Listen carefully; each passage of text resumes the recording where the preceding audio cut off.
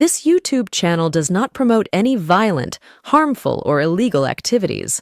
All content provided by this channel is meant for an educational purpose only.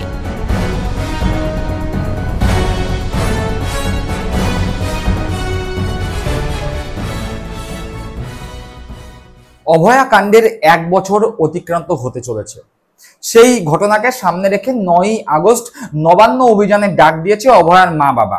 যদিও তারা বলছেন এই আন্দোলন সম্পূর্ণ অরাজনৈতিক, কিন্তু যখন তারা এই নবান্ন অভিযানের ডাক দেন তখন তাদের পাশে ছিল শুভেন্দু অধিকারী।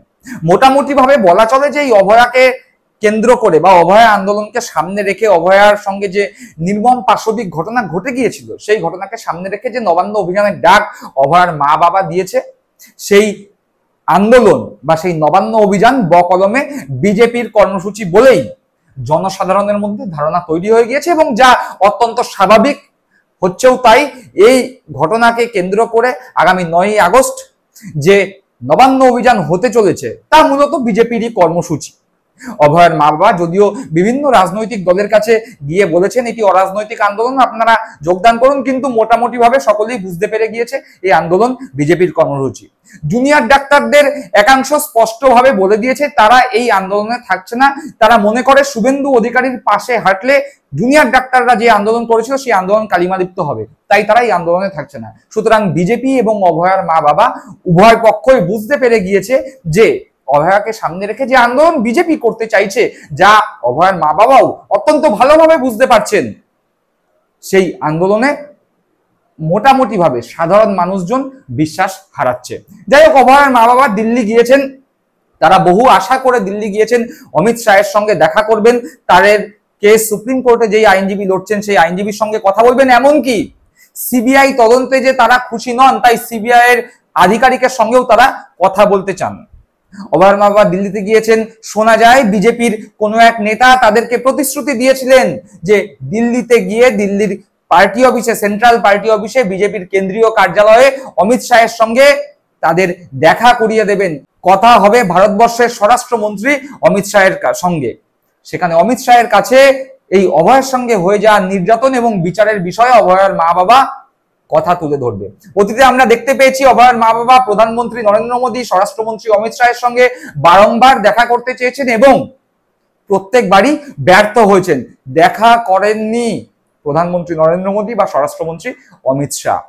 বরং আমরা সম্পূর্ণভাবে উল্টো জিনিস দেখেছিলাম, যেই অভয়ার মা বাবা বারংবার মমতা বন্দ্যোপাধ্যায়কে দোষী সাব্যস্ত করছে, মমতা বন্দ্যোপাধ্যায়কে নবান্ন 14 তলা থেকে নামানোর কথা বলছে, মমতা বন্দ্যোপাধ্যায়কে রাজনৈতিকভাবে আক্রমণ করছে, তারা বলছে তৃণমূল কংগ্রেসের নাম মুখে আনতে আমাদের ঘেন্না হয়।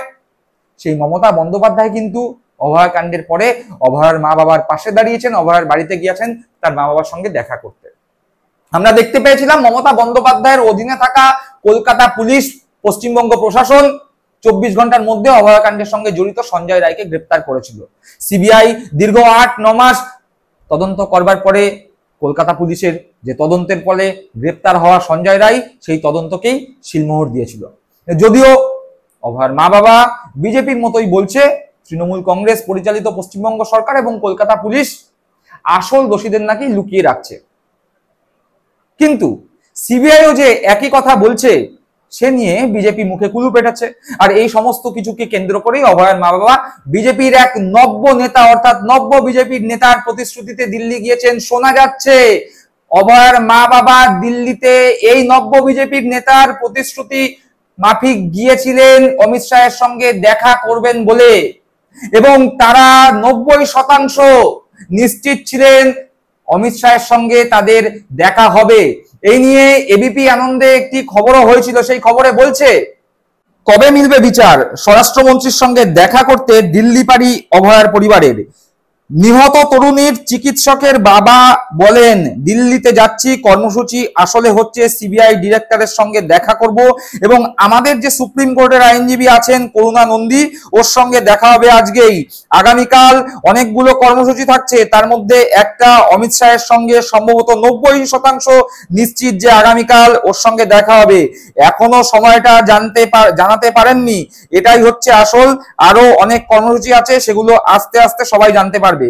অর্থাৎ অভয়ার মা বাবা দিল্লি যাত্রার আগে বলেছিলেন যে দিল্লিতে যাচ্ছি, অনেক কটা কর্মসূচি আছে, আমাদের যে আইনজীবী আছে তার সঙ্গে দেখা করব, সিবিআই ডিরেক্টরের সঙ্গে দেখা করব, এবং আমরা 90% নিশ্চিত অমিত শাহের সঙ্গে দেখা হবে। যদিও অমিত শাহ এখনো টাইম দেননি, কিন্তু আগামীকাল দেখা হবে নিশ্চিত হয়েই দিল্লি পৌঁছে গিয়েছিলেন অভয়ার মা বাবা।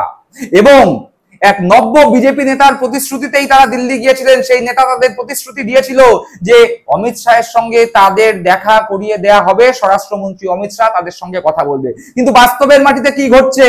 প্রতিশ্রুতি ভঙ্গ হয়েছে। সেই নব্য বিজেপির নেতা প্রতিশ্রুতি ভঙ্গ করেছেন। ধোঁকা হয়ে গেছে অভয়ার মা বাবার সঙ্গে।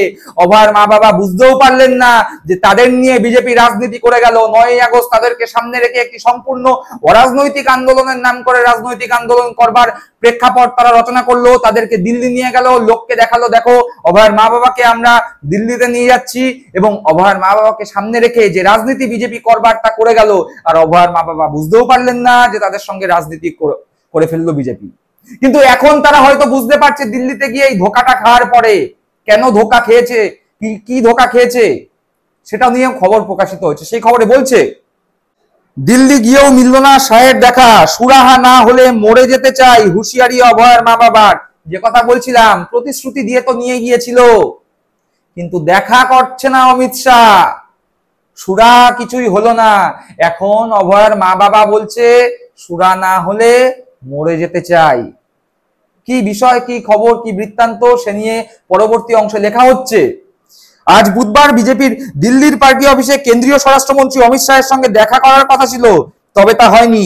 অনেকবার প্রধানমন্ত্রীর সাক্ষাৎ চেয়েও পাননি। পরিবারের অভিযোগ সবাই ফায়দা নিয়েছে, কিন্তু কাজের কাজ কিছুই হয়নি। মায়ের হুঁশিয়ারি, কোনো সুরাহা না হলে সবার সামনে মরে যেতে চাই।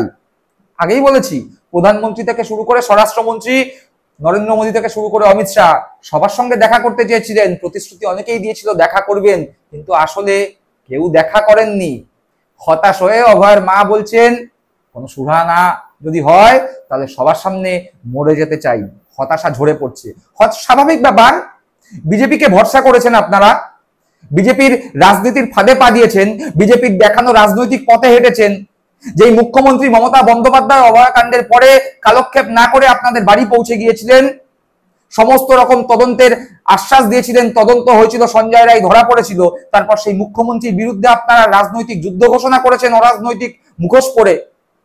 আর এখন বিজেপির রাজনৈতিক ফাঁদে পা দিয়ে হতাশ হবেন, এটা খুবই স্বাভাবিক ব্যাপার।